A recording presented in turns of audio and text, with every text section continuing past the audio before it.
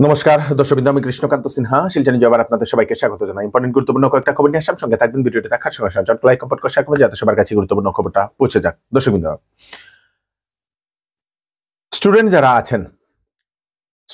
আছেন যারা এইবার সেই বাণীকান্ত কাকতি পুরস্কারে যারা স্কুটি পেয়েছেন, নেক্সট ইয়ারে কত পার্সেন্টেজ হবে সরকারের নতুন বিবেচনা, নতুন একটা টার্গেট এখন দিয়ে দেওয়া হয়েছে। দর্শকবৃন্দ, নেক্সট ইয়ার থেকে 2025 থেকে যারা 80% উপরে স্কোর করবে তাদেরকেই দেওয়া হবে স্কুটি।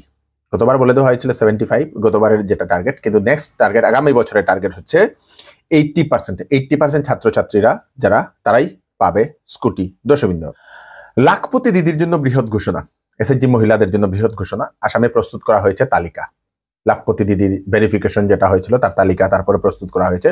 মোট 32,29,290 জনের তালিকা, হিতাধিকারীর নাম নির্বাচন করা হয়েছে এবং শীঘ্রই 30 লক্ষ মহিলাদের অ্যাকাউন্টে ঢুকবে টাকা। প্রথম কিস্তি 10,000 টাকার যে ধন, মন্ত্রী রঞ্জিত কুমার দাস সেটা জানিয়েছেন।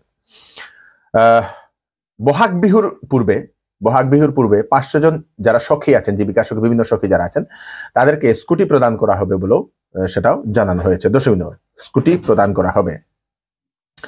অঙ্গনাদি কর্মী, তারপরে মধ্যাহ্ন ভোজন সহায়িকা যারা আছেন, তারপরে আশাকর্মী যারা আছেন, ওনাদের জন্য হচ্ছে একটা পজিটিভ একটা খবর বলতে পারেন। দর্শকবৃন্দ, তাদের বেতন বৃদ্ধির অনেক দাবি ছিল বহুদিন থেকে এবং আসাম সরকার তার জন্যই চিন্তা চর্চা করছে বলে মুখ্যমন্ত্রী সেটা জানিয়েছেন। তার জন্য বিত্ত আয়ুক্তের নেতৃত্বে একটি কমিটিও গঠন করা হয়েছে এবং তারা কাজ করে যাচ্ছে এবং হয়তো মুখ্যমন্ত্রী এরকম বলেছেন ভবিষ্যতে হয়তো তাদের বেতনও বৃদ্ধি হতে পারে বলে মুখ্যমন্ত্রী এরকম একটা ইঙ্গিত দিয়েছেন। দর্শকবৃন্দ, পঞ্চায়েত নির্বাচন নিয়ে আসলো ঘোষণা। আসামে 2টা পর্যায়ে হবে পঞ্চায়েত নির্বাচন। রাজ্য সরকারের বিশেষ ঘোষণা হলো এটা। প্রথম পর্যায়ে আপার আসামে হবে পঞ্চায়েত নির্বাচন এবং দ্বিতীয় পর্যায়ে লোয়ার আসামে হবে।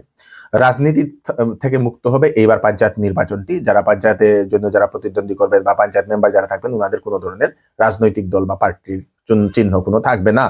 28 ডিসেম্বরে চূড়ান্ত ভোটার তালিকাটা প্রকাশ করা হবে, জানুয়ারি মাসে অধিসূচনা জারি করা হবে এবং ফেব্রুয়ারির ভিতরেই সেই পঞ্চায়েত নির্বাচনটা হবে। দশমিত আসামে অরুণোদয়ে হিতাধিকারী মহিলা যারা আছেন তাদের জন্য হচ্ছে বিশেষ একটা খবর। প্রতিটি সমষ্টির পুলিং বুথ যেটা আছে সেই পুলিং বুথে গ্রাম সভা অনুষ্ঠিত হবে অরুণোদয়ের জন্য, সেখানে বাছাই প্রক্রিয়া হবে।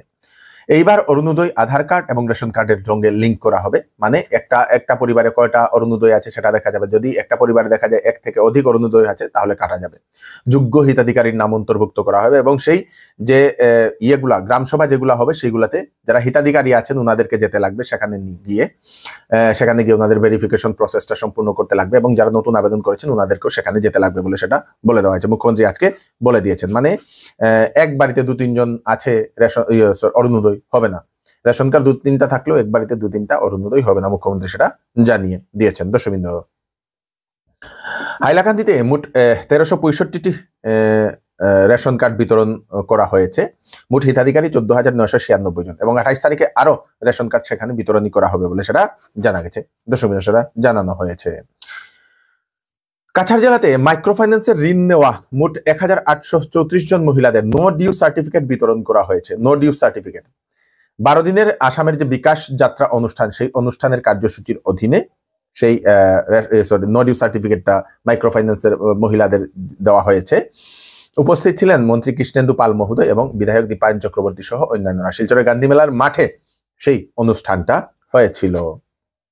আসামে 36,000 শিক্ষকের বদলিকরণ হয়েছে জানিয়েছেন রনুজ পেগু মহোদয়, শিক্ষামন্ত্রী। কিছু সংখ্যক এখনো বাকি আছে, সেটার এখন কাজ করা হচ্ছে।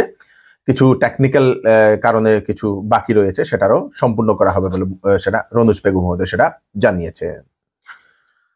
কাছাড় জেলার কাঠিগড়ার এমজি মডেল হসপিটালে কিডনি পেশেন্টসদের জন্য ডায়ালিসিস সেন্টার উদ্বোধন করা হয়েছে আজকে। উপস্থিত ছিলেন যে উত্তর শ্রীভূমির যিনি বিধায়ক উনি উপস্থিত ছিলেন কমলাক্ষ দেবপুরকায়স্থ মহোদয়, ডিসি মহোদয় সেখানে উপস্থিত ছিলেন বলে সেটা জানা গেছে।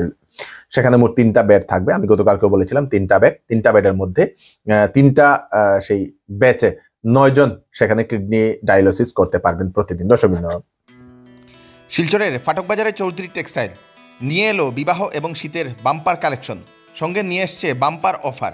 8,999 এবং 16,999 টাকার কাপড় কেনাকাটা করলে পাবেন আকর্ষণীয় উপহার। 10 দিনের ভিতরে বিক্রিত মাল রেখে টাকা ফেরত নিতে পারবেন। তাড়াতাড়ি চলে আসুন চৌধুরী টেক্সটাইল, ফাটক বাজার, গলি নম্বর 2, শিলচর সদর থানার নিকটে।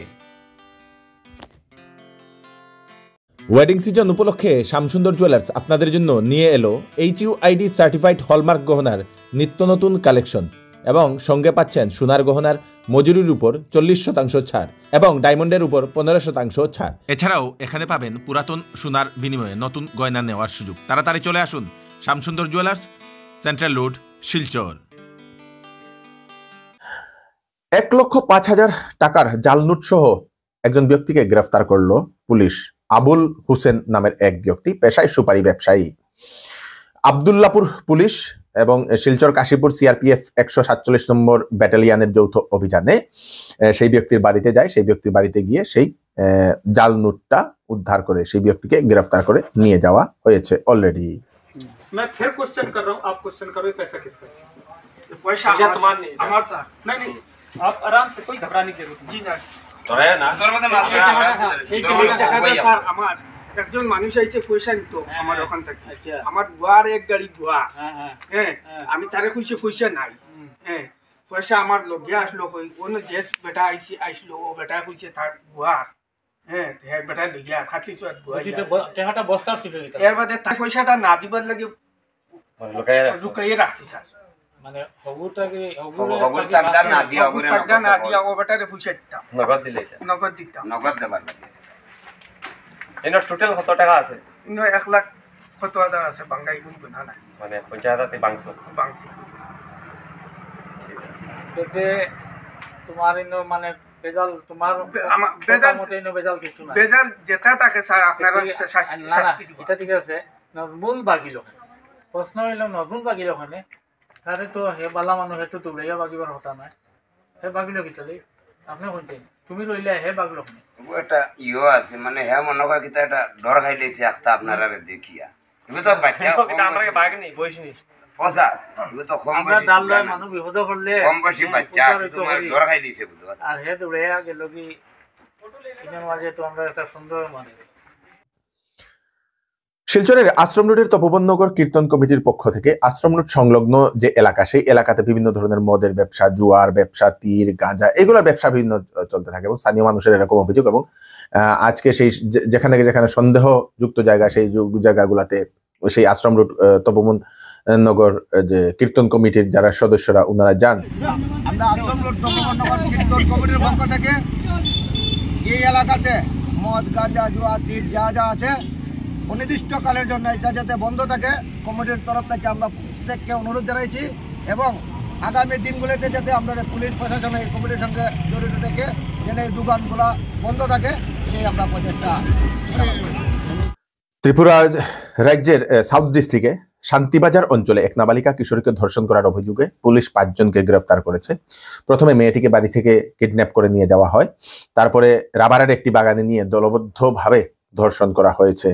সেই মেয়েটির বাবা থানায় FIR দায়ের করার পরে পুলিশ সেই 5 জনকে গ্রেফতার করেছে।